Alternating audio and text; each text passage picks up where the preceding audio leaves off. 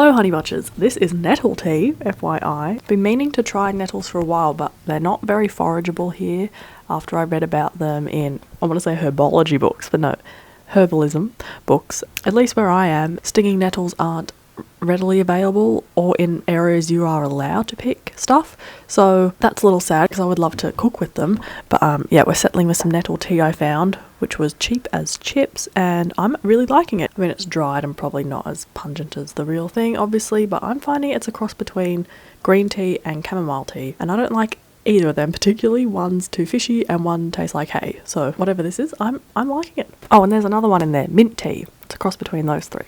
Yesterday I was at the vet with Merlin, which this sounds weird, but he is so well behaved at the vet. He knows like there's treats for good behaviour and he just loves the attention. It's ridiculous, but he makes me so proud and he's so well behaved and everyone loves him.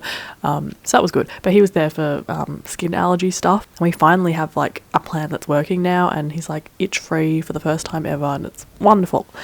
Anyway, it seems that I learn more about allergies, if I sound a bit allergied up, at the vet for Merlin's stuff than I do in the people world.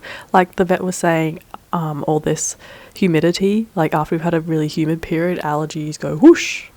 And yeah, sorry if I sound a bit how are you? I hope you're doing okay. This week's been weird, honestly. I guess like a little gut health update. My gut health had been slightly suboptimal from like February, and I'd been meaning to find a new health practitioner to help me monitor, navigate, cope with my sort of chronic gut issues, and I went to one and they could not have been a worse match for me.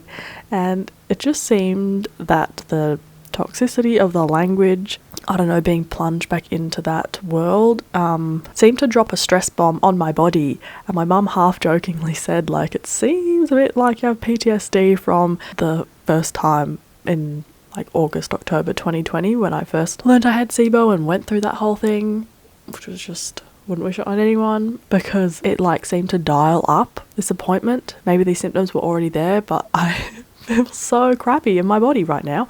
Yeah, it seems like the stress of that amplified everything. So I wouldn't say I'm doing amazeballs, but I'm really trying to reframe it and see it that it revealed how much stress affects how I feel and my gut. So we're trying to be gentle on ourselves, take it a bit more easy, semi-drastically reframe my expectations around what I can get done, around micro bakery goals, and bring back into my life some practices I had let slip, like mindfulness. I seem to use productivity as a bit of a coping mechanism, and there has been, if you have not been living under a rock, quite a bit of stress in the world at large, both domestically and internationally, let alone personal stresses. So taking the bird's eye view, I had been definitely amping up what I hope to get done in a day and a week, for the sake of, well, the world's really hard to live in at the moment, but at least I'm doing stuff. And that probably had confounded stresses on my body and like anxiety I was feeling. So look, that's just how I've been programmed through nature nurture. Not something to feel particularly crap about. Just we're all lifelong learning how to make sense of our experience and be more compassionate to ourselves and hopefully find a way forward that is sustainable. There's just the added layer with me that, my one major love in life is food, and that doesn't always sit seamlessly with having to manage chronic gut issues. So that truly is a dagger to the heart that I feel often very frustrated and angry about, that that's just happened, that is my reality. And it's like, am I doing the wrong thing? Is it absolutely ridiculous that I have this interest and this potential in this space, and yet it doesn't seem that it's always the healthiest thing for me? And also being in the stage of working towards opening a micro bakery, it's like, oh my gosh, having to put on the brakes again. I know that I have much self-worth beyond my output, and I'm trying to remember that.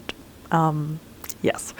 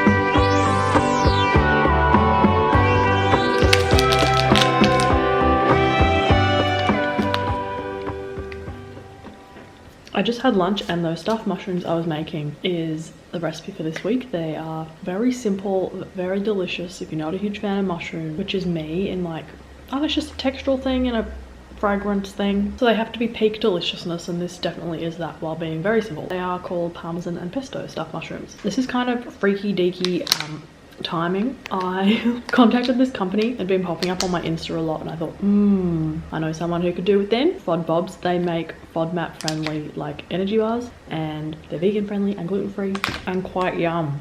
And they kindly sent me a selection of all their flavors, and I might have eaten half of them already. I did not know my gut was going to do somersaults and feel like it's punching me in the face this end of the week, so I'm very grateful that these arrived at the time they did. They've got very simple ingredients, and when you eat them, you're like, ah, yes, this is gentle food, but also very delicious. Texturally exciting. There's little crunchy bits in most of them, and if you like chocolate and peanut butter, then you're gonna love most of their flavors. And as I'm sure I've said many times, it is a crime, frankly, in how little support there is in accessible, gentle on the gut food for when you are in a IBS or related gut situation pickle, which if you just haven't experienced, you just have not experienced the mental shit show that can create, where it can be hard to feel like putting one foot in front of the other, let alone eating well. So thank you, FODBobs, because food is my love language, and you have made me feel quite cared for this week.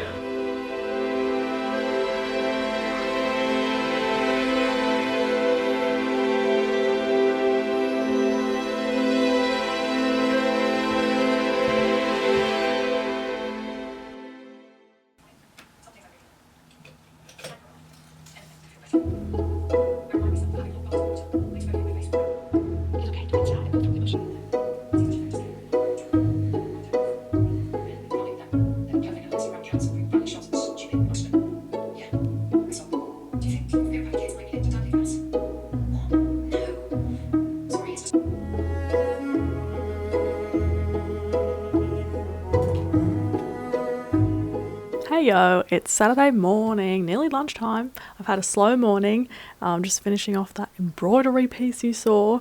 I'm very aware the doily that I did it on is very old and ripped, but it's one of my first free hand writing embroidery pieces, and I'm just gonna sew that up or maybe make it part of a cushion or something. The phrase "I've run out of love to cook with" kind of makes me think of how I see food as like and cooking as like a love language, and sometimes when your cup isn't full, you cannot be asked to make food for other people in the way you would like it, that being filled with love and care and attention. And so it's kind of a call for someone else to put love in food and feed it to you, which I feel time to time. But yeah, I'm really happy with it. The cursive writing came out much nicer than I expected it to. Yeah, and I like the idea of putting food related messages on doilies. It's like I found my medium. Anyway, the big exciting news, everyone, is that my brother finished my website. Hooray! Hurrah! Oh my gosh! So much to say, and I don't want to it's a website, so I understand the interest has a limit. But no, so been sort of working on this and meaning to do it since like the middle of last year.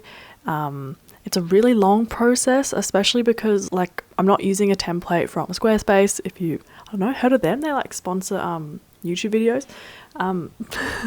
My brother is coding it kind of from scratch, and that's just what we've sort of done since I had or asked him to code me a blog back in high school for like fashion and lifestyle and recipes, and it gives you greater flexibility, but it also creates a very, very blank slate, and I think that is partly the reason why it's taken so long. It took me a long time to sort of realize exactly what I was after, and then him being in London while we're doing this, you know, it's kind of a bit more difficult to communicate. Everyone's doing gardening this morning, so apologies if you can hear that.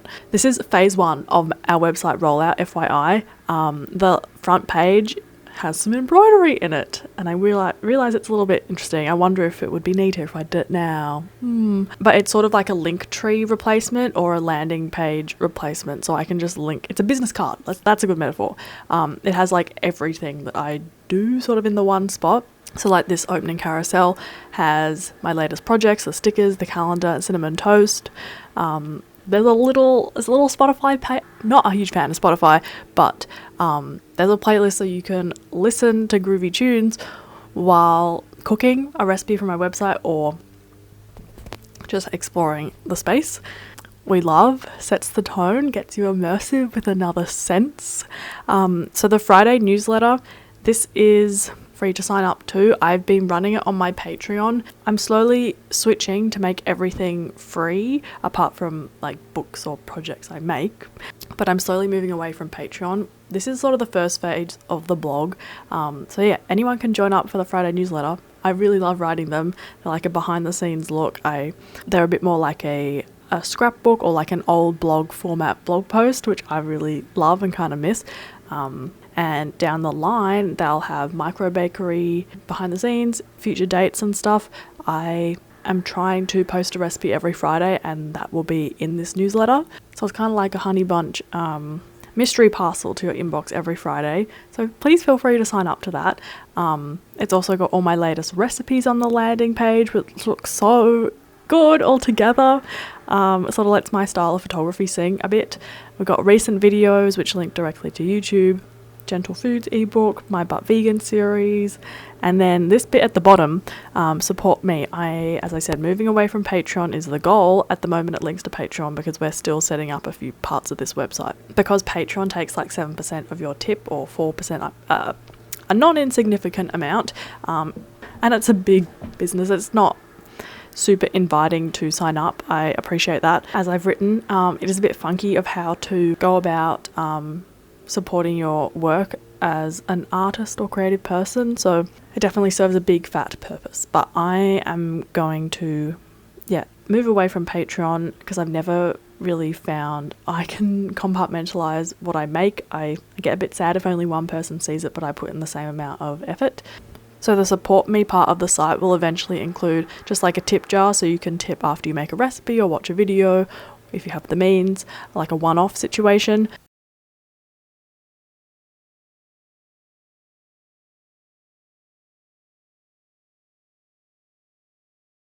And all the recipes are there, and you can load more, and it's just a really nice visual pop-in.